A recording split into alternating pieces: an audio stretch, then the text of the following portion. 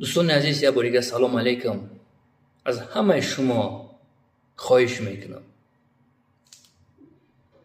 لازم نیست در یگان جو کامنتری نوشتن، در یگان افیرو برامده گپ زدن به فکت دلیل. با جای 137 نفر آدمای بیگناه جوشون بیشتر است، با جای همه خواهر شما، اپای شما، مادر شما، برادر شما نبود چیکار میکردی؟ لیکن امروز برامده با دستگیری کردیسی.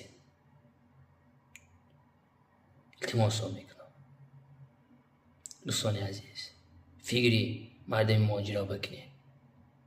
التماس.